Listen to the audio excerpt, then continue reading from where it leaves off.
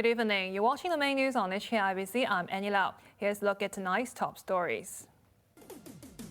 Former Security Chief Lai Tung-kwok makes a last-minute bid to run in the Legislative Council elections. More than 11,000 people visit the Empress Museum on its first day. And the government rejects claims that its zero-COVID policy will hurt the economy. A total of 154 people have applied to contest the 90 seats in next month's Legislative Council elections. A political heavyweight submitted his application on the last day of nominations. But former Security Chief Lai Tung-kwok did not explain why he only entered the race at the 11th hour. Grace Ma reports. Accompanied by his former superior Regina Ip, Lai Tung-kwok announced that he will vie for a seat in the 7th Legislative Council. Lai's announcement on his 70th birthday came as a surprise. Apart from his age, there was never an indication from his New People's Party, of which he is executive vice chair, that he would stand in the polls next month.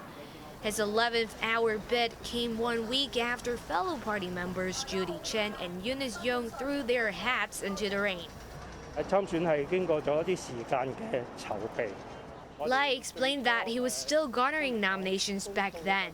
Running in the election committee constituency, the former security minister pledged to push for the legislation of Article 23 next year. Over in the functional constituency, there was confusion after Benny Chen announced he's contesting in the architectural, surveying, planning, and landscape sector. That's because the retired Architectural Services Assistant Director had previously backed incumbent Tony Jie to run for another term. Chen didn't explain his sudden change of heart, only saying he was confident of his chances. For the latest list of the nominees, please visit this website by the Registration and Electoral Office. Grace Ma, HKIBC. Hong Kongers have flocked to the Empress Museum, which today welcomed the public for the first time, attracting more than 11,000 visitors on its debuts. There were long queues before the doors of the city's latest attraction finally opened after several years on the drawing board, followed by construction. Visitors had to book online. The West Kowloon Cultural District Authority said it has already received about 70,000 reservations. Museum goers must scan the Leave Home Safe app or leave their personal information on a slip of paper before entering.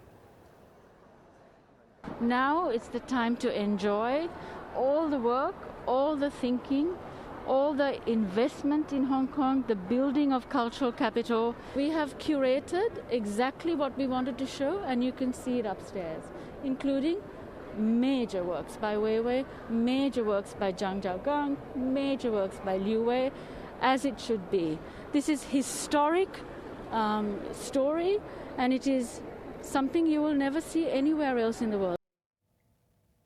The Danish sculptor who created the Pillar of Shame plans to take it back to his country, but wants immunity from prosecution in Hong Kong.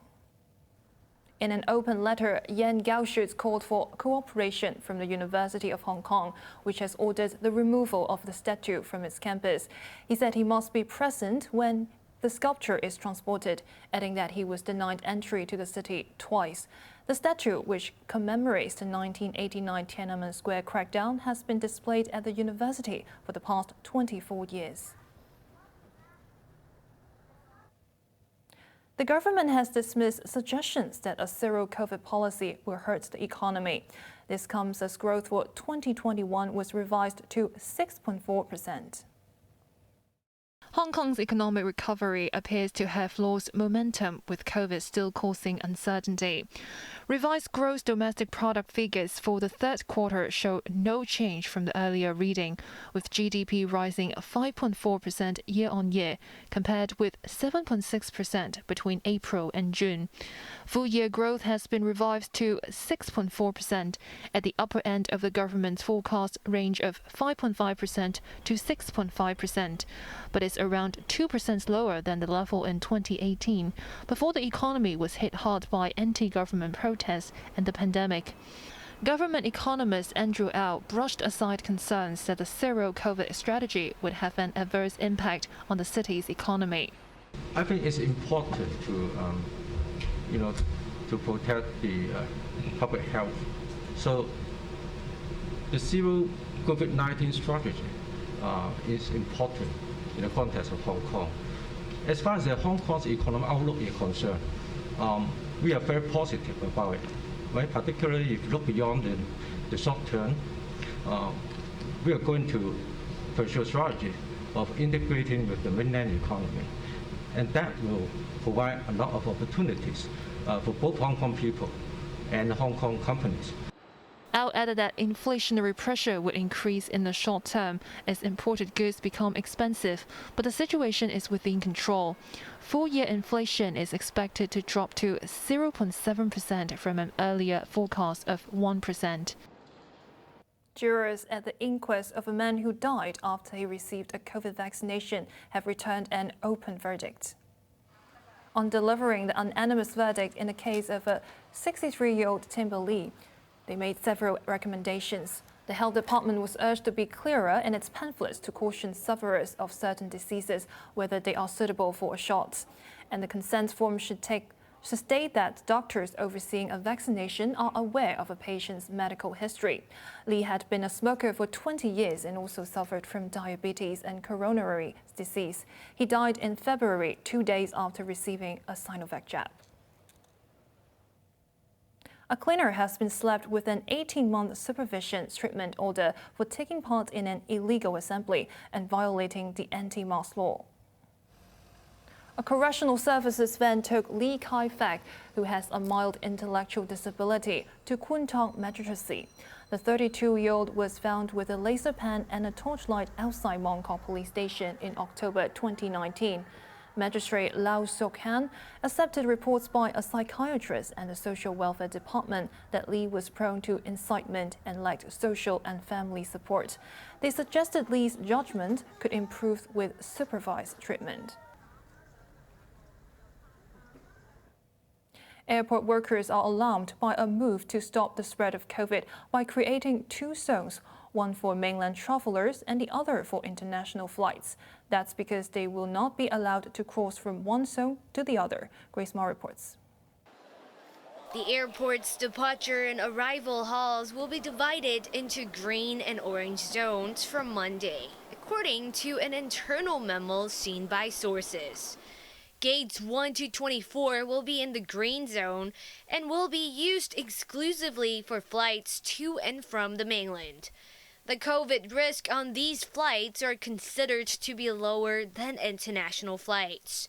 The higher risk orange zone, covering gates 25 to 71, is reserved for passengers on international flights, including those on transit.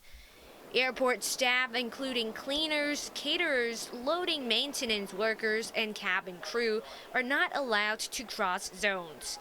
According to a union leader, this will create a problem, especially during meal times. The food court is opened in the green zone, and some of the staff is going to using the food court usually, and then because that may be the type of food is their choice, and then if they cannot go there, they may change to the orange zone, but the choice is may not be their favors. The chairman of the Staffs and Workers Union of Hong Kong Civil Airlines said his group was only informed of the new arrangements recently, leaving only a short time to get prepared. Lee added that the airport authority said the program will kick off as a trial run. Service providers will be asked to divide staff into teams to work in the 2 zones. 2 disinfectant machines will be provided for workers exiting the orange zone. The union will observe the situation when the scheme starts and advise officials on upgrades. Grace Ma, HKIBC. Customs officers have seized $63 million worth of smuggled goods and arrested 3 people. Electronic items and dried abalone were among the products that the officers suspect were to be smuggled to the mainland. The goods were found in secret cabinets in a mainland-bound ship last Friday. Officers then raided a container yard in Santin and found more illegal goods. And coming up after the break. A resolution in Beijing praises the Communist Party over its handling of Hong Kong and Taiwan.